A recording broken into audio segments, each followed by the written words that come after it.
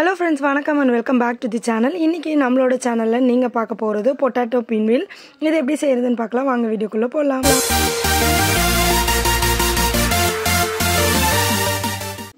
Potato pinwheel பண்றதுக்கு நமக்கு masala first ready பண்ணனும். அந்த மசாலா பண்றதுக்கு நம்ம முதல்ல உருளைக்கிழங்கை வேக வச்சு எடுத்து வைக்கணும்.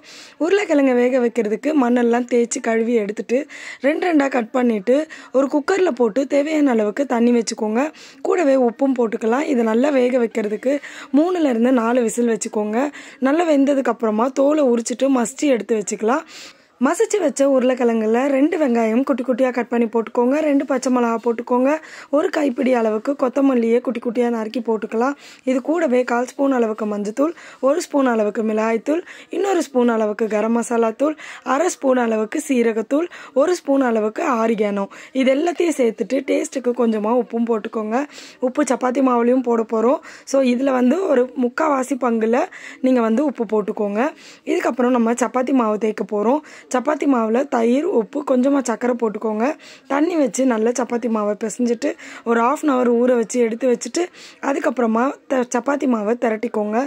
திரட்டின சப்பாத்தியில நம்ம ரெடி பண்ணி ஆல்ரெடி வச்சிருக்க உருளைக்கிழங்கு மசாலாவை இந்த மாதிரி தேய்ச்சி எடுத்து வச்சுக்க போறோம். இதுக்கப்புறம் நம்ம சப்பாத்தி மாவை நல்லா உருட்டி எடுத்துக்கலாம். உருட்டி எடுத்த சப்பாத்தி மாவுல சின்ன சின்ன துண்டுகளா போட போறோம். இந்த மாதிரி சின்ன சின்ன துண்டுகள் போட்டதுக்கு அப்புறமா நம்ம இந்த மாதிரி அழுத்தி எடுத்தோம்னா சின்னதா வீல் மாதிரியும் உங்களுக்கு ரெடி ஆயிடும். இதுதான் பொட்டேட்டோ பின்வீல். இந்த வீல்ல பாத்தீங்கன்னா ஒரு லேயர் சப்பாத்தி, ஒரு லேயர் ஸ்டஃபிங்னு ஒரு 3-4 லேயருக்கு உங்களுக்கு வந்துடும். அதுக்கப்புறமா தோசை கல்லை வச்சு நல்லா சூடானதுக்கு அப்புறம் தேவையான அளவுக்கு எண்ணெயை விட்டுட்டு இந்த பின்வீல்ஸ் எல்லாத்தையும் ஒன்னொன்னா எடுத்து பொரிக்கிறதுக்கு வச்சிருங்க. எண்ணெய் ஊற்றி பொரிக்க வேணாம்னு நினைக்கிறவங்க தோசை கல்ல எண்ணெய் தடவி சப்பாத்தி மாதிரியும் நம்ம சுட்டு எடுத்துக்கலாம். ரொம்பவே டேஸ்டா இருக்கும். குழந்தைங்களுக்கு சப்பாத்தி மாதிரி போட்டு எடுத்து கொடுக்கறத விட இந்த மாதிரி பொரிச்சு எடுத்து கொடுத்தோன்னா ரொம்பவே விரும்பி சாப்பிடுவாங்க. இதே மாதிரி நீங்கள் பன்னீர் ஸ்டஃபிங், காலிஃப்ளவர் ஸ்டஃபிங், மஷ்ரூம் ஸ்டஃபிங்னு உங்களுக்கு தேவைப்படுற எந்த ஸ்டஃபிங் வேணாலும் இது கூட நீங்கள் ஆட் பண்ணி செஞ்சுக்கலாம். ரொம்பவே டேஸ்ட்டாக இருக்கும்.